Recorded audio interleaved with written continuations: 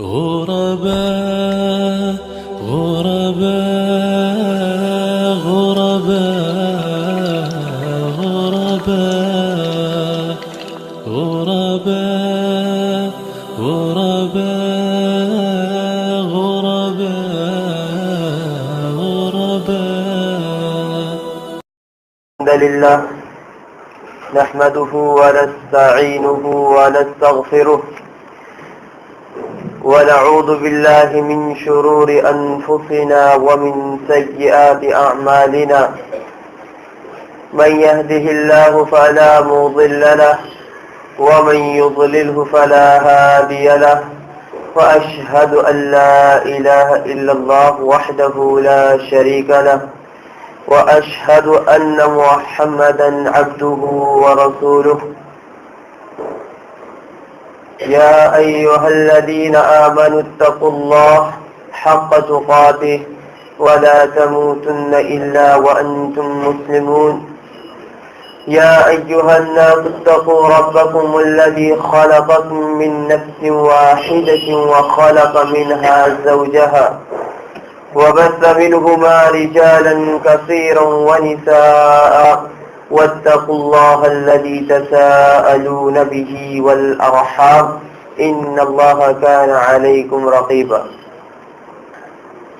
يا أيها الذين آمنوا اتقوا الله وقولوا قولا سديدا يصلح لكم أعمالكم ويغفر لكم ذنوبكم ومن يطع الله ورسوله فقد فاز فوزا عظيما. أما بعد فإن خير الحديث كتاب الله وخير الهدي هدي محمد صلى الله عليه وسلم وشر الأمور محدثاتها وكل محدثة بدعة وكل بدعة ضلالة وكل ضلالة في النار. قال النبي صلى الله عليه وسلم: سبعة يظلهم الله في ظله يوم لا ظل إلا ظله: الإمام العادل وشاب نشأ بعبادة الله ورجل قلبه معلق بالمساجد ورجلان تحابا في الله اجتمعا عليه وتفرقا عليه ورجل دعته امرأة ذات منصب وجمال فقال إني أخاف الله ورجل تصدق بصدقة فأخفاها حتى لا تعلم شماله ما تنفق يمينه ورجل ذكر الله خاليا ففاضت عيناه. صحیح البخاری و صحیح مسلم. تمام قسم کی تعریفات، بزرگی، بڑائی، کبریائی، حمد و ثنا اس اللہ رب العالمین کے لیے ہے جو مالک الملک ذو الجلال والاکرام احکم الحاکمین ملک الاملاک ہے. اس کی جتنی تعریف، توصیف، بزرگی، بڑائی، کبریائی بیان کی جائے وہ کم ہے. اور یہ اللہ رب العالمین کا بہت بڑا احسان ہے کہ اس نے ہمیں احسن تقویم میں پیدا فرما کر کے ادراک و شعور والی نعمت سے نوازا اور ہماری رہنمائی ایمان کی طرف کی. اللہ رب العالمین نے فرمایا: بل اللہ یمن علیکم ان ہداکم للایمان، کہ اللہ رب العالمین تم پر احسان جتلاتا ہے کہ اس نے تمہاری رہنمائی ایمان کی طرف کی. اللہ کو کروڑوں درود و سلام نازل ہو سید المرسلین، خاتم النبیین، شفیع المذنبین محمد صلی اللہ علیہ وسلم پر، کہ جن کے ذریعے اللہ رب العالمین نے دنیا والوں کی ہدایت کا، رہنمائی کا بندوبست فرمایا. محترم دوستو، ہم عرش الہی کا سایہ پانے والے خوش نصیب لوگ کے موضوع پر گفتگو کر رہے تھے، اور یہ بات آئی تھی کہ سائے سے مراد اللہ رب العالمین کا سایہ نہیں بلکہ عرش الہی کا سایہ ہے. اور پھر یہ بات بھی پچھلے جمعہ میں آئی تھی کہ پہلا شخص وہ ہوگا جو عدل و انصاف کرنے والا ہو عہدیدار ہو، ذمہ دار ہو، اور وہ عدل و انصاف کا دامن تھامے رہے، اپنے ماتحت لوگوں کو بھی عدل و انصاف کرنے کا حکم دے۔ اور دوسرا وہ نوجوان جس کی جوانی اللہ رب العالمین کی عبادت میں گزری، جس نے لہو و لعب کو چھوڑ کر کے، سیر و سیاحت کو چھوڑ کر کے اپنی جوانی کو اللہ رب العالمین کی عبادت میں لگایا۔ مزید نبی کریم صلی اللہ علیہ وسلم نے اسی حدیث میں فرمایا کہ تیسرا خوش نصیب شخص وہ ہے کہ رجل قلبہ معلق بالمساجد، کہ ایسا شخص جس کا دل مساجد سے لگا رہے، یعنی اس کی دلی کیفیت یہ ہے کہ جب وہ نماز پڑھ کر کے اپنے اہل و عیال میں مصروف ہو، اپنے دوستوں کی محفل میں مصروف ہو، اپنے کاروبار میں مصروف ہو، تو اس کے دل میں یہ لگن رہے کہ ابھی دوسری نماز کا بھی وقت ہونا ہے، مجھے دوسری نماز پڑھنے جانا ہے۔ اس کے دل میں یہ کھٹکا لگا رہے کہ میں اپنے کاروبار میں مصروف ہو کر کے جماعت سے نماز کو چھوڑ نہ بیٹھوں۔ اس کے دل میں یہ لگن رہے کہ میں جماعت سے نماز ادا کرنے مساجد کی طرف جاؤں۔ اور اس حدیث کے اس ٹکڑے کا مفہوم ہرگز یہ نہیں ہے کہ وہ شخص 24 گھنٹے مسجد میں رہے، اللہ رب العالمین کی عبادت میں، سنن و نوافل میں، اللہ رب العالمین کے ذکر میں مصروف رہے، بلکہ جب وہ ایک وقت کی نماز ادا کر کے مسجد سے باہر جائے تو دوسری نماز کا منتظر رہے۔ جیسے کہ امام مالک رحمہ اللہ حدیث کے اس ٹکڑے کی تشریح کرتے ہوئے فرماتے ہیں کہ رجل قلبہ معلق بالمسجد، کہ ایسا شخص جس کا دل مسجد سے لگا رہے، ای اذا خرج من، یعنی جب وہ مسجد سے نکلے نماز پڑھ کر کے تو اس کے دل میں دوسری نماز کا شوق ہو، اس کی لگن ہو کہ اسے نماز پڑھنے جانا، حتی یعود الیہ، یہاں تک کہ وہ دوبارہ مسجد میں آ جائے۔ اور آج ہمارا معاملہ بالکل برعکس نظر آتا ہے کہ ہمیں مسجد ایسے ہی کاٹتی ہے اور اتنی ہی ناپسند ہے جیسے کہ مسجد کا نام لے لیا جائے تو گویا قید خانے کا نام لے لیا گیا۔ آج ہم مسجد سے کوسوں دور بھاگتے ہیں، سنن نوافل تو درکنار، فرائض میں ہم کوتاہ نظر آتے ہیں، اور جب ہم فرائض میں کوتاہ ہوں گے، فرائض میں سستی اور غفلت برتیں گے تو ہمارا دل مسجد سے کیسے لگے گا؟ حالانکہ صحیح مسلم کی روایت ہے کہ احب البلاد الی اللہ مساجدها، کہ شہروں کی سب سے پسندیدہ جگہ اللہ رب العالمین کے نزدیک مسجدیں ہیں، وابغض البلاد الی اللہ اسواقها، اور شہروں کی سب سے ناپسندیدہ جگہ اللہ رب العالمین کے نزدیک بازار ہے۔ اور آج ہمیں بازار ہی سب سے زیادہ پسند ہے، ہمارا دل بازار سے، گلیوں سے، ایسی جگہوں سے جہاں پارٹیاں منعقد کی جاتی ہیں، ایسی جگہوں سے جہاں رقص و سرور کی محفلیں برپا ہوتی ہیں، ایسی جگہوں سے جہاں پہ گانے بجائے جاتے ہیں، ایسی جگہوں سے ہمارے دل لگے ہوئے ہیں۔ حالانکہ ہمارے ذہن میں یہ بات ہونی چاہیے کہ مسجد کو آباد کرنا، مسجد کی رونق وہ شخص ہوا کرتا ہے جو اللہ رب العالمین پر ایمان رکھتا ہے، جو آخرت کے دن پر ایمان رکھتا ہے، جو نماز قائم کرتا ہے، جو زکات دیتا ہے، اور صرف اس کے دل میں اللہ رب العالمین کا ڈر ہے۔ جیسے کہ اللہ رب العالمین نے فرمایا کہ انما یعمر مساجد اللہ من آمن باللہ والیوم الآخر واقام الصلاة وآت الزکاة ولم یخش الا اللہ، کہ اللہ رب العالمین کی مساجد کو آباد کرنے والے وہ لوگ ہیں جو اللہ رب العالمین پر ایمان رکھتے ہیں اور آخرت کے دن پر ایمان رکھتے ہیں، آیت کے اس ٹکڑے تک تو ہم آیت کے مصداق نظر آتے ہیں، کیونکہ ہم میں سے ہر شخص اللہ رب العالمین پر ایمان رکھتا ہے، آخرت کے دن پر ایمان رکھتا ہے۔ شاید ہی کوئی ایسا شخص ہو جو اللہ رب العالمین کا انکاری ہو، آخرت کے دن کا انکاری ہو۔ تو آیت کے اس ٹکڑے تک تو ہم آیت کے مصداق نظر آتے ہیں، لیکن جب آگے کا ٹکڑا وہ اقام الصلاۃ کا ذکر ہوتا ہے تو ہماری نیت جو ہے ڈاواڈول نظر آتی ہے، ہمارا معاملہ وہ نظر آتا ہے، کیونکہ آج جس عبادت میں ہم سب سے زیادہ سستی برتتے ہیں تو یہ نماز کو قائم کرنے میں، خاص کر کے وہ نوجوان طبقہ جس کی عبادت کو اللہ رب العالمین نے فرمایا کہ جس کی جوانی اللہ رب العالمین کی عبادت میں گزری، اللہ رب العالمین اس کو عرش کا سایہ نصیب عطا فرمائے گا، ایسے دن جس دن کوئی سایہ نہ ہوگا۔ اور وہی نوجوان طبقہ جس کو اتنی بڑی فضیلت عطا کی گئی، وہی نوجوان طبقہ نماز میں غفلت برتتا ہوا نظر آتا ہے۔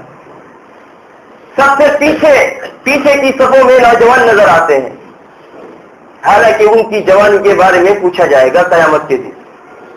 آج ہمارے نوجوان لہو لعب میں، سیر و سیاحت میں زیادہ نظر آتے ہیں، گھومنے پھرنے میں ان کا شوق زیادہ نظر آتا ہے۔ ان سے کہا جائے کہ مسجد کی طرف چلو تو کہہ دیتے ہیں تم چلو ابھی میں آتا ہوں۔ اور اب تو ایک نیا موقع ہمارے نوجوانوں کو مل گیا ہے، پتنگ بازی کا۔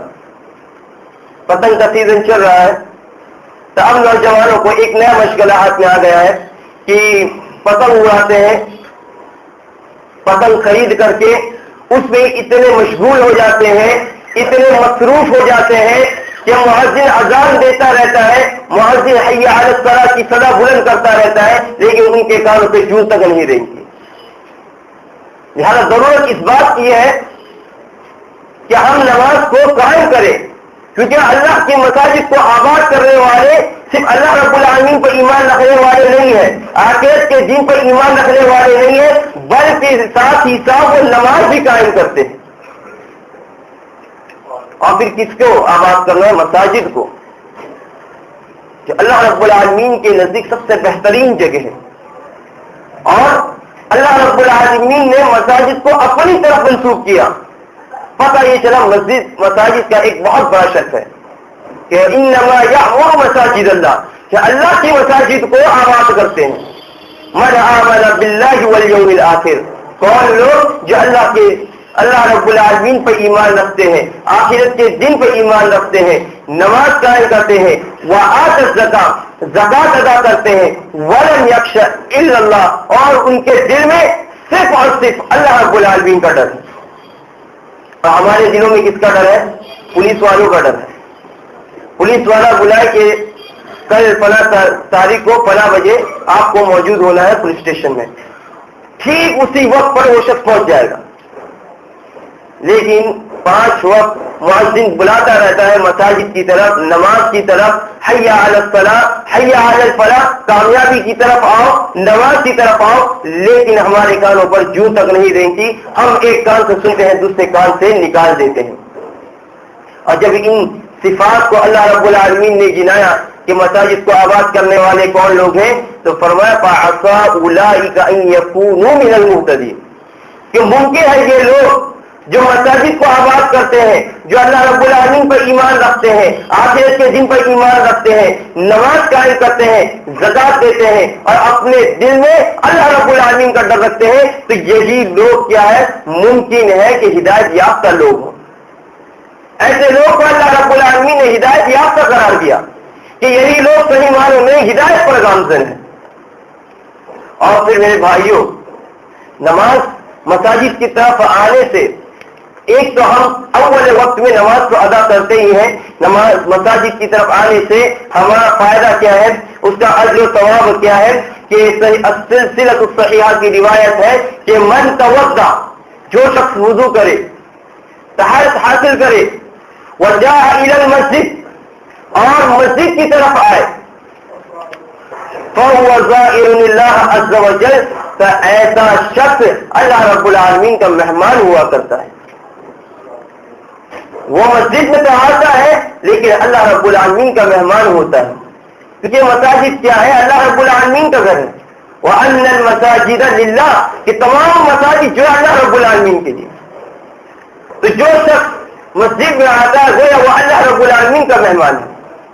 اور پھر فرمایا وَحَقٌّ عَلَى الْمَزُورِ أَن يُكْرِمَ الزَّائِرَ. اور میزبان پر، اور یہاں پر میزبان کون ہے؟ اللہ رب العالمین. فرمایا کہ میزبان پر یہ حق ہے کہ وہ مہمان کی مہمان نوازی کرے، اس کی تعظیم کرے، اس کی تقریم کرے. کتنا بڑا شرف ہے مسجد میں آنے کے لیے کہ جو شخص مسجد میں آتا ہے وہ اللہ رب العالمین کا مہمان ہو جاتا ہے. اور پھر اللہ رب العالمین کے تئیں ہم یہ گمان نہیں کر سکتے کہ نبی کریم صلی اللہ علیہ وسلم یہ فرمائے کہ میزبان پر حق یہ ہے کہ وہ مہمان کی مہمان نوازی کرے. ہم اللہ رب العالمین کے تئیں یہ گمان کر ہی نہیں سکتے کہ وہ ہماری تعظیم نہیں کرے گا اگر ہم مسجد کی طرف آئیں. اب کیسی تعظیم؟ دوسری حدیث میں دیکھیے من غدا الی المسجد کہ جو شخص صبح کے وقت مسجد میں آتا ہے اور راح یا شام کے وقت مسجد میں آتا ہے اعد اللہ له فی الجنۃ نزلا. اللہ رب العالمین جنت میں اس کے لیے مہمان نوازی تیار کر رکھتا ہے. جنت میں اس کے لیے کھانا تیار کر دیا جاتا ہے. کتنی بڑی مہمان نوازی اللہ رب العالمین ادا کر رہا ہے صرف اور صرف مسجد میں آنے کے لیے. کہ وہ شخص مسجد میں آئے اور مسجد میں اس کا دل لگا رہے، جماعت کے ساتھ وہ نماز ادا کرے. پھر فرمایا کلما غدا او راح، صحیح بخاری و صحیح مسلم کی روایت کہ جب وہ صبح کے وقت آئے یا شام کے وقت آئے اللہ رب العالمین جنت میں اس کے لیے مہمان نوازی تیار کرتا ہے. اور آج ہمارا معاملہ اس کے برعکس ہے. آج ہم لوگوں کی مہمان نوازی ڈھونڈتے ہیں کہ کوئی شخص ہماری میزبانی کر لے. اور یہاں پر تو اللہ رب العالمین ہمارا میزبان، اور ہم کیا کر رہے ہیں؟ اس میزبان کو چھوڑ کر کے دوسروں کے میزبان بننے کی کوشش کر رہے ہیں. لہذا ضرورت اس بات کی ہے کہ ہم مساجد سے دل لگائیں. یہ صرف نماز پڑھنے کی جگہ نہیں ہے بلکہ یہ تعلیم و تعلیم کی سب سے بہترین جگہ ہے. آدمی باہر انسٹیٹیوٹ میں رہ کر کے وہ چیز نہیں سیکھ سکتا جو وہ چیز مسجد میں رہ کر سیکھ سکتا ہے. لہذا مسجد سے دل لگائیں، جماعت کے ساتھ نماز ادا کرے اور حدیث کی مصداق بن جائے کہ رجل قلبه معلق بالمساجد کہ وہ شخص جس کا دل مسجد میں لگا رہے اللہ رب العالمین قیامت کے دن سے عرش کا سایہ نصیب عطا فرمائے گا. اور ایک روایت میں ہے کہ بشر المشائین فی الظلم الى المساجد بالنور التام یوم القیامہ. سنن ابی داؤد کی روایت ہے کہ رات کی تاریکیوں میں مسجد کی طرف آنے والوں کے لیے خوشخبری ہے. آج آپ خوشخبری سنا دیجیے ان لوگوں کو جو رات کی تاریکی میں مسجد کی طرف آتے ہیں فجر کی نماز ادا کرنے کے لیے، عشاء کی نماز ادا کرنے کے لیے. تو اسے کس چیز کی خوشخبری سنا دیجیے؟ بالنور التام، مکمل نور کی خوشخبری سنا دیجیے. کس دن؟ قیامت کے دن. کہ قیامت کے دن انہیں مکمل نور عطا کیا جائے گا. اور آج ہم انہی دو نماز میں سستی برتتے ہوئے نظر آتے ہیں. جمعہ میں آپ دیکھ کے چاروں فلور بھر جاتے ہیں، لیکن فجر اور عشاء میں ہمارا معاملہ کیا ہے کہ ایک فلور کا بھرنا مشکل نظر آتا ہے. اور یہی وہ دو نماز ہیں جو منافقین پر سب سے بھاری بتلائی گئی ہے. سب سے بھاری اگر منافقین پر کوئی نماز ہے وہ عشاء اور فجر کی نماز ہے. اور آج ہم بھی انہی منافقین کے طرز عمل پر نظر آتے ہیں کہ ہم سب سے زیادہ غفلت اگر کسی نماز میں برتتے ہیں تو وہ فجر اور عشاء کی نماز ہے. آپ نے کیا فرمایا؟ بشر المشائین فی الظلم الی المساجد. جو مساجد کی طرف رات کے وقت میں، رات کی تاریکی میں مسجد کی طرف آتے ہیں، آپ انہیں مکمل نور کی خوشخبری سنا دیجیے قیامت کے دن. اس قیامت کے دن انہیں مکمل نور عطا کیا جائے گا. اور ایک روایت میں ہے من تطہر فی بیتی، جو شخص اپنے گھر میں وضو کر کے نکلتا ہے، ثم مشى الى بیت من بیوت اللہ، پھر وہ اللہ رب العالمین کے گھروں میں سے کسی گھر کی طرف آتا ہے، یعنی مسجد کی طرف آتا ہے، لیقضی فریضۃ من فرائض، تاکہ وہ فرائض کی ادائیگی کرے، فرض نماز کو کیا ہے ادا کرے. کانت خطوتاه احداهما تحط خطیئہ والاخرى ترفع درجہ، کہ اس کے ہر پہلے قدم پر گناہ کو مٹا دیا جاتا ہے. جب وہ شخص وضو کر کے اپنے گھر سے اس ارادے سے نکلتا ہے کہ وہ مسجد جا کر فرض نماز کی ادائیگی کرے، تو جیسے ہی وہ پہلا قدم اٹھاتا ہے اس کا ایک گناہ معاف کر دیا جاتا ہے. والاخرى ترفع درجہ، اور جب وہ دوسرا قدم اٹھاتا ہے تو ایک درجہ اس کا بلند کر دیا جاتا ہے. اتنی بڑی فضیلت ہونے کے باوجود آج ہمارے دلوں میں مسجد کے لیے کوئی محبت نہیں، کوئی احترام نہیں. نماز چلتی رہتی ہے، لوگ پیچھے گپ شپ میں لگے رہتے ہیں، شور شرابہ ہوتا رہتا ہے، ہوتا رہے، ہمیں کوئی فرق نہیں پڑتا. مسجد کا احترام اور اس مسجد کی اہمیت کو ہمیں ہمیشہ مد نظر رکھنا چاہیے. کیونکہ آپ دیکھیں اول زمانے میں یعنی نبی کریم صلی اللہ علیہ وسلم کے زمانے میں یہی مسجدیں جو ہوا کرتی تھی قلعے ہوا کرتے تھے. ہر چیز، ہر پروگرام جو ہے اسی مسجد میں اٹینڈ ہوا کرتے تھے، چاہے وہ جنگی محافل ہو، چاہے وہ دینی محافل ہو یا کوئی اور تقریب ہو، ہر طرح کی تقریبات اسی مسجد میں نبی کریم صلی اللہ علیہ وسلم منعقد کیا کرتے تھے. اس سے ہمیں مساجد کی اہمیت کا پتہ چلتا ہے. اور اگر اب بھی ان احادیث کے ہوتے ہوئے ہماری آنکھیں نہ کھلے، ہمارے دل میں مسجد کا احترام نہ بڑھے، مسجد کی اہمیت ہمیں سمجھ میں نہ آئے، تو ہمیں صحابہ کرام کا اس کو سامنے رکھنا چاہیے کہ صحابہ کرام رضوان اللہ علیہم اجمعین کے نزدیک ان کے دلوں میں مسجد کا کیا احترام تھا.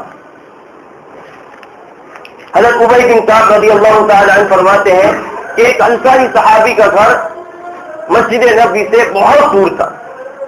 وہ کہتے ہیں کہ میرا خیال ہے کہ ان سے دور شاید کسی اور کا گھر نہ تھا، لیکن وہ باجماعت نماز ادا کرتے تھے. اور آج ہمارا کیا حال ہے؟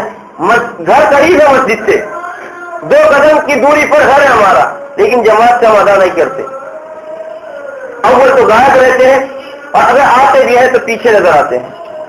اور یہ انصاری صحابی کا معاملہ دیکھیے کہ ابی بن کعب رضی اللہ تعالیٰ عنہ فرماتے ہیں کہ میرے گمان میں ان سے دور کسی شخص کا گھر نہیں تھا، لیکن وہ باجماعت نماز ادا کرتے تھے.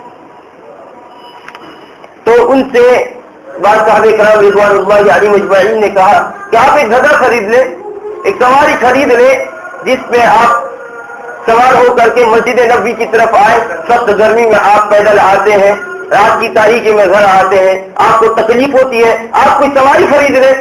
اس صحابی رسول نے کیا فرمایا دیکھیے، ما یسرنی ان منزلی الی جنب المسجد، کہ میں تو یہ چاہتا ہوں کہ میرا گھر مسجد کے پہلو میں ہو ہی نہ، میں مسجد کے پہلو میں نہ رہوں. انی اريد ان يكتب لي ممشاي الى المسجد ورجوعي اذا رجعت الى اهلي، کہ میں تو یہ چاہتا ہوں کہ جب میں گھر سے مسجد کی طرف آؤں اور مسجد سے اپنے گھر والوں کی طرف جاؤں تو میرا آنا اور میرا جانا دونوں اللہ رب العالمین میرے حسنات میں لکھ لے، میرے نیکیوں میں اس کو جمع کر لے. جیسا کہ آپ اس سے پہلے حدیث گزری کہ جب کوئی شخص وضو کر کے گھر سے نکلتا ہے فرائض کی ادائیگی کے لیے تو اس شخص کے پہلے قدم پر گناہ معاف کر دیے جاتے ہیں اور دوسرے قدم پر ایک درجہ بلند ہو جاتا ہے. تو انہوں نے چاہا کہ میرا گھر مسجد سے دور ہو اور میں اپنے گھر سے مسجد کی طرف آؤں اور مسجد سے اپنے گھر والوں کی طرف جاؤں تو میرا آنا اور جانا دونوں میرے حسنات میں لکھ دیا جائے.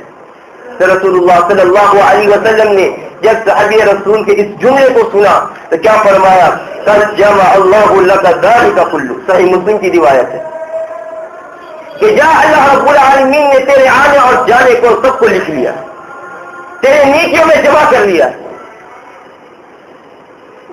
اس کے بعد آپ دیکھیں کہ عامر بن عبداللہ بن زبیر رضی اللہ تعالی عنہما صحابی ہے. عبداللہ بن زبیر رضی اللہ تعالی عنہ مشہور صحابی رسول کے بیٹے عامر، انہوں نے مؤذن کی اذان سنی اور انہوں نے کہا مجھے لے چلو. اور حالت کیا تھی؟ قریب المرگ تھے، مرنے کے قریب تھے، آخری وقت چل رہا تھا اور انہوں نے مؤذن کی اذان سنی تو انہوں نے کہا مجھے اٹھاؤ. تو جو حاضرین جو موجود تھے انہوں نے کہا آپ تو سخت عجیب ہیں، آپ کیوں جا رہے ہیں مسجد؟ تو انہوں نے کیا فرمایا کہ میں نے مؤذن کی سزا کو سنا ہے مؤذن کی اذان سنی ہے، اب اس سزا کو سننے کے بعد میں اس پر لپیٹ کیوں نہ کروں؟ لہذا ان کے اصرار پر ان کو مسجد لے جایا جاتا ہے، ایک رکعت مغرب کی نماز ادا کرتے ہیں، ایک رکعت ادا کرتے ہیں اور ان کی روح قبض کر لی جاتی ہے۔ سیر اعلام النبلاء 5ویں جلد صفحہ نمبر 220 پہ یہ واقعہ موجود ہے، عامر بن عبداللہ بن زبیر کی سیرت کے تحت۔ ہمارے اسلاف کو دیکھیے، اسی طرح قبیلے بنی سلیم کا واقعہ آپ جانتے ہیں، صحیح بخاری کی روایت ہے کہ انہوں نے چاہا کہ مسجد نبوی میں کے قریب جو آ کے بس جائے۔ جب نبی کریم صلی اللہ علیہ وسلم نے سنا قبیلے بنی سلیم کے اس ارادے کو تو آپ نے فرمایا کہ تم وہی رہو، اپنے جہاں تمہارا قبیلہ آباد ہے وہی رہو، وہاں سے آؤ جاؤ، تمہارے اس آنے جانے کو اللہ رب العالمین لکھتا ہے۔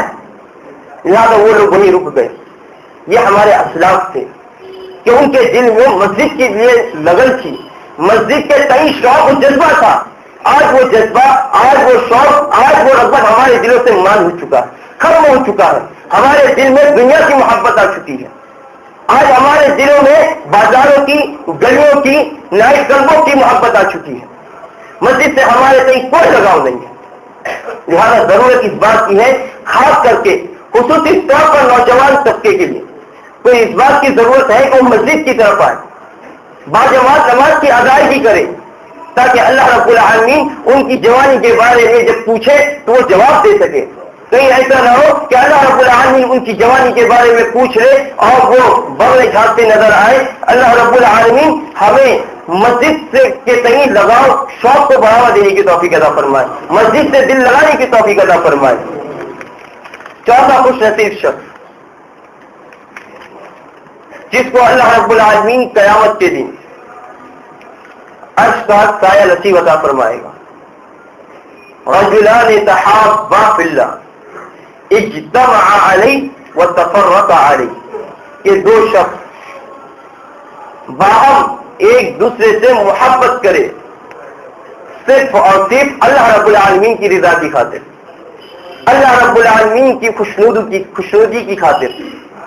اجتمع علیہ کہ اگر محبت پر جمع ہو تب بھی مد نظر وہ اللہ رب العالمین کی خوشنودی کو رکھے، اور جب جدائی کی آئے ان کے درمیان دونوں کو ایک دوسرے سے جدا ہونا پڑے تب بھی وہ اللہ رب العالمین کی محبت کو مد نظر رکھیں۔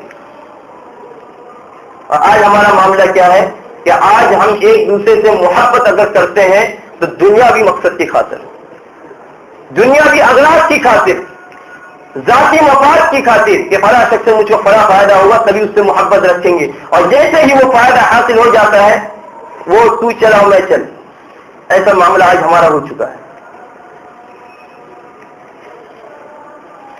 اور یہ کام بڑا بہت مشکل ہے کہ دوسرے کے تئیں ہم محبت رکھیں، کس کی خاطر؟ اللہ رب العالمین کی خاطر صرف۔ یہ کام بہت بڑا مشکل ہے، اور آج کی اس پرفتن دور میں تو بہت زیادہ مشکل نظر آتا ہے کہ جہاں دنیا اتنی عام ہو چکی ہے اور لوگوں کی نظروں میں دنیا کی یہ چکا چوند روشنی اتنی سما چکی ہے کہ آج ہم اللہ رب العالمین کے تئیں دوسرے سے محبت کرنے سے جھجکتے ہیں، لیکن یہ کام بڑا مشکل ہے۔ اللہ رب العالمین نے اس کی فضیلت بھی اتنی عظیم بتلائی ہے۔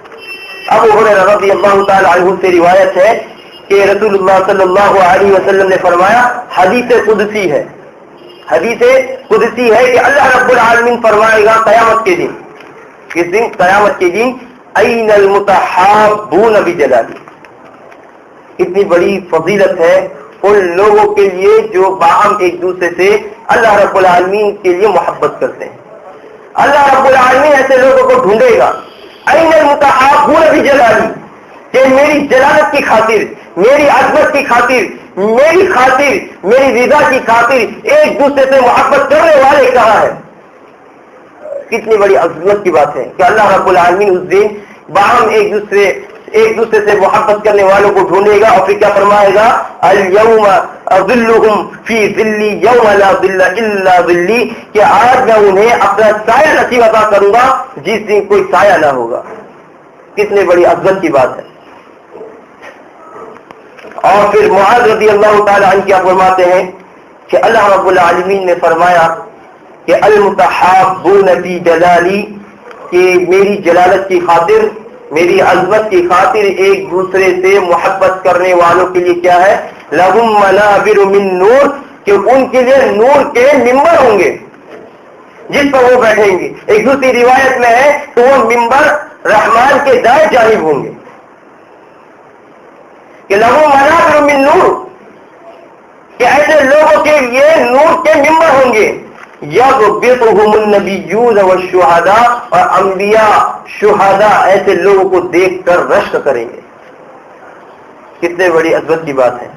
ایک تو نور کا ممبر، عرش کا سایہ، اور پھر انبیاء اور شہداء کا رشک کرنا۔ اور ایک بات کی میں یہاں وضاحت کر دیتا ہوں کہ انبیاء اور شہداء کے رشک کرنے کا مطلب یہ نہیں ہے کہ انبیاء سے بڑھ کر کے ان کا مقام و مرتبہ ہوگا۔ انبیاء علیہ السلام کا مقام سب سے اونچا ہوگا، سب سے اونچا ہوگا انبیاء علیہ السلام کا مقام و مرتبہ، لیکن اللہ رب العالمین باہم محبت کرنے والوں کو جو مقام و مرتبہ عطا فرمائے گا تو اس کو دیکھ کر کے انبیاء علیہ السلام خوش ہوں گے، جس کو حدیث کے اندر رشک کے سے وضاحت کی گئی ہے کہ انبیاء علیہ السلام اور شہداء جو ہے ان پر رشک کریں گے۔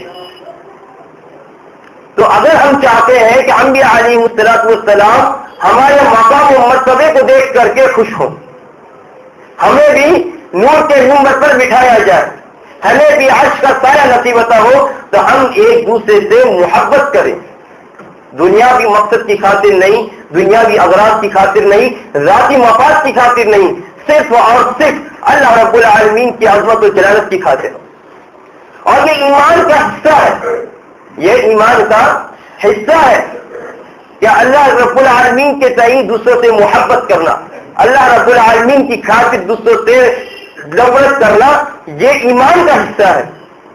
ابو داؤد کی روایت ہے کہ من احب للہ، جو شخص اللہ رب العالمین کی خاطر محبت رکھتا ہے دوسروں سے، وَأَبْغَضَ لِلَّهِ، اور اللہ رب العالمین کی خاطر دوسروں سے نفرت رکھتا ہے، وَأَعْطَى لِلَّهِ، اور اللہ رب العالمین کی خاطر دوسروں کو دیتا ہے۔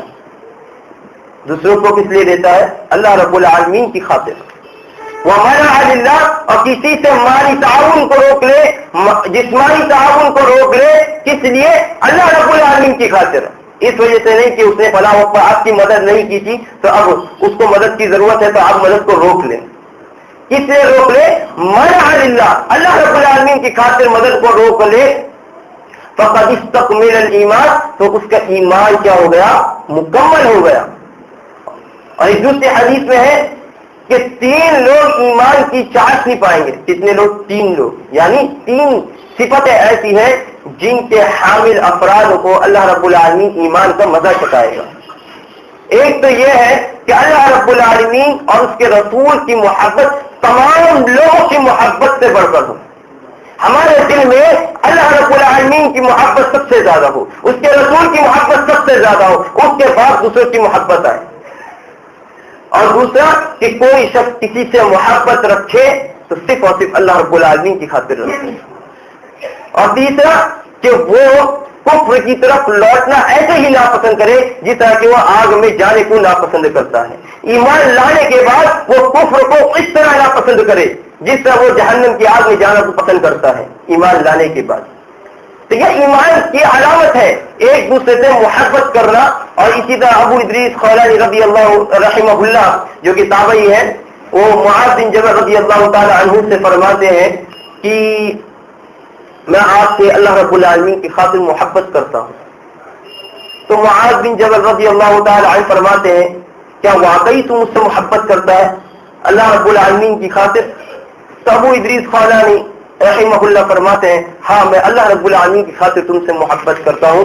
تو معاذ بن جبل رضی اللہ تعالی عنہ فرماتے ہیں کہ آپ کو خوشخبری ہو، آپ خوش ہو جاؤ کہ میں نے نبی کریم صلی اللہ علیہ وسلم کو سنا ہے کہ قال اللہ تبارک و تعالی کہ وجبت محبتی للمتحابین فیہ، جو میری خاطر ایک دوسرے سے محبت کرتے ہیں، ایک دوسرے سے میل ملاپ رکھتے ہیں، تو ان پر میری محبت واجب ہو گئی، یعنی میں بھی ان سے محبت کرتا ہوں۔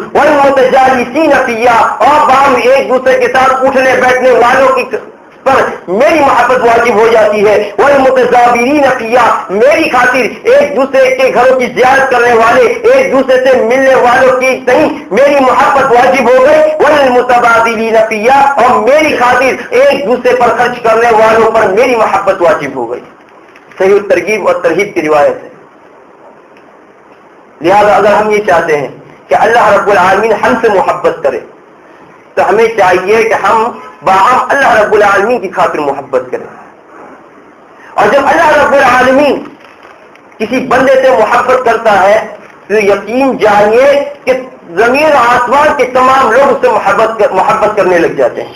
ایک حدیث میں ہے کہ صحیح بخاری کی روایت ہے، نبی کریم صلی اللہ علیہ وسلم فرماتے ہیں اذا احب اللہ تعالی العبد نادى جبریل، جب اللہ رب العالمین کسی بندے سے محبت کرنے لگتا ہے تو جبرائیل کو بلاتا ہے کہ نادى جبرائیل، جبرائیل کو بلاتا ہے ان اللہ تعالی یحب فلانا، کہ اللہ رب العالمین فلاں شخص سے محبت کرتا ہے، فاحببه، تو بھی اس سے محبت کر، فیحبه جبریل فیونادى فی اہل السماء، تو جبرائیل علیہ السلام بھی اس شخص سے محبت کرنے لگ جاتے ہیں۔ پھر اہل السماء میں یعنی فرشتوں میں منادی ہوتی ہے، آواز لگائی جاتی ہے ان اللہ یحب فلانا فاحبوه، کہ اللہ رب العالمین فلاں شخص سے محبت کرتا ہے، تم بھی اس سے محبت کرو، فیحبه اہل السماء، تو جب پورے آسمان والے یعنی فرشتے اس سے محبت کرنے لگتے ہیں۔ ثم یودع له القبول فی الارض، اور پھر قبول رکھ دیا جاتا ہے زمین میں، یعنی وہ زمین والوں میں بھی مقبول ہو جاتا ہے، محبوب ہو جاتا ہے۔ یعنی اللہ رب العالمین کا کسی بندے سے محبت کرنا گویا زمین و آسمان والے اس کو محبوب جانیں گے۔ لہذا ضرورت اس بات کی ہے کہ ہم ایک دوسرے سے باہم اللہ رب العالمین کی خاطر محبت کریں، اللہ رب العالمین کی رضا کی خاطر محبت کریں۔ لیکن یہ محبت کب پیدا ہوگی؟ جب ہم اپنی دلی بیماریوں سے دور ہوں۔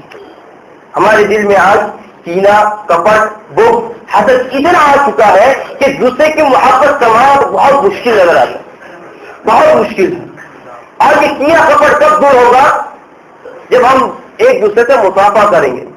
حدیث میں تصافحوا یذهب الجل، کہ باہم ایک دوسرے سے محبت کرو، ایک دوسرے کو یغفر اللہ لنا ولکم کی دعا تو یذهب الجل، تمہارے دلوں سے کینہ کپٹ بغض حسد سب ختم ہو جائے گا۔